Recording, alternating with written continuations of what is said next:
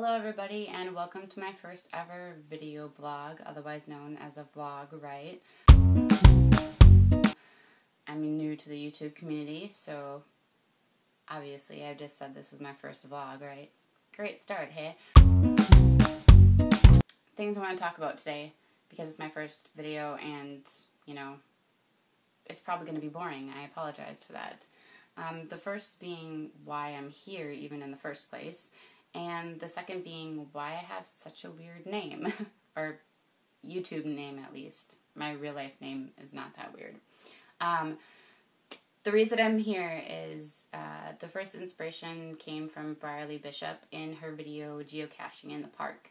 And at the end of the video she was talking about how talking into a camera was kind of like having an imaginary friend. And let me quote her. I have a sticky note to make sure that I directly quote her. She said, "That's all video blogging is, just friendship for lonely people."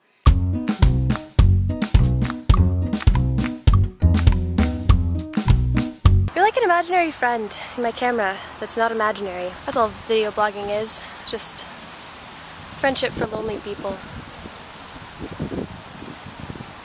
And I thought, yeah, I think I can do that. If that's the criteria, I kind of meet it, so that was my first inspiration. The second one came from Nine Brass Monkeys in his documentary on becoming YouTube. It's an amazing documentary.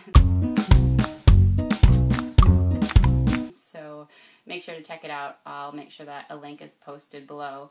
But in almost every video, he really, inspires people to go out and make these videos and encourages them to just do it. And the last video was on women YouTubers, and at the end he said, if you're a woman, go make a video, put it on YouTube, it'll be great. And that is another reason why I'm here.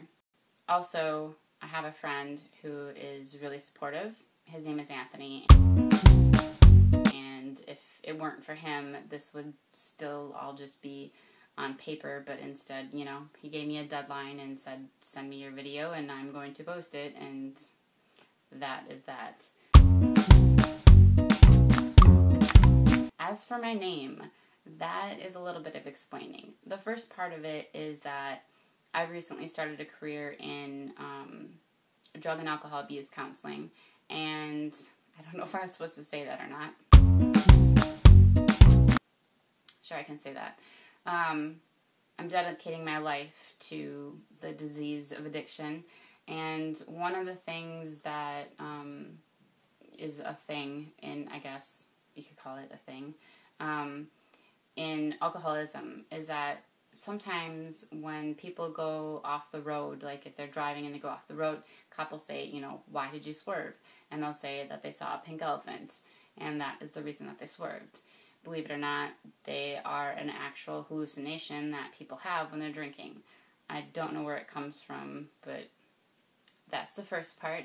The second part is I have PTSD, otherwise known as post-traumatic stress disorder for those who don't know that.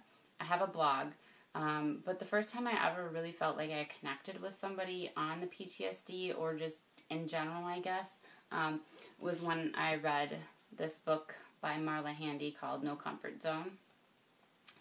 She does an amazing job of trying to explain PTSD to people who maybe don't understand what it is, or don't understand why it's different, or why our thoughts are different from other people's thoughts, people that don't have PTSD.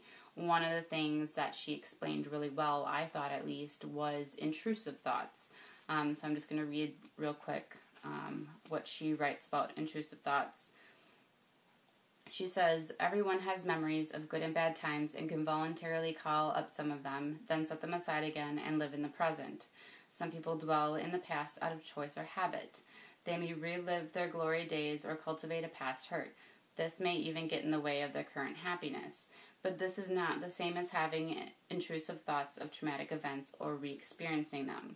Now, whatever you do, do not think about a pink elephant. So, what did you just picture? A pink elephant. You've had people do this with you before. I just planted an intrusive thought in your mind. Now imagine that pink elephant popping into your mind every 5 to 10 seconds.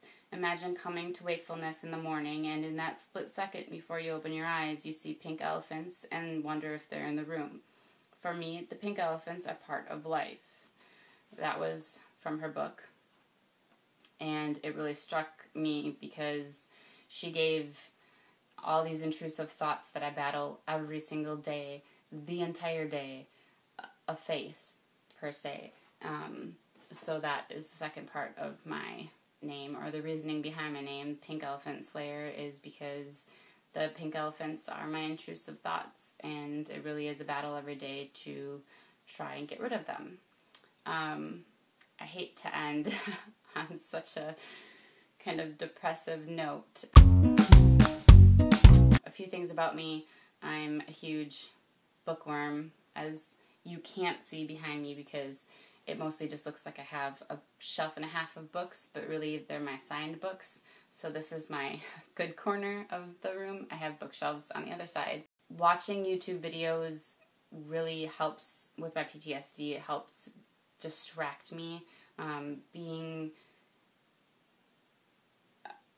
Having to have something, having to distract my mind every day can get kind of hard. And things I look forward to in a day are, Tuesdays and Fridays for the Vlog Brothers, watching John and Hank post videos, or any other random day that people like Charlie Is So Cool Like, and Nine Brass Monkeys, and Brierly Bishop, and Dan and Phil, and everybody else on YouTube, when they post videos, it gives me a couple minutes to be able to just get away from all the craziness that's going on in my head, and feel like I have all these friends that I get to watch all these stories and be part of their life, and it's really amazing. So that's kind of a big part of why I'm here.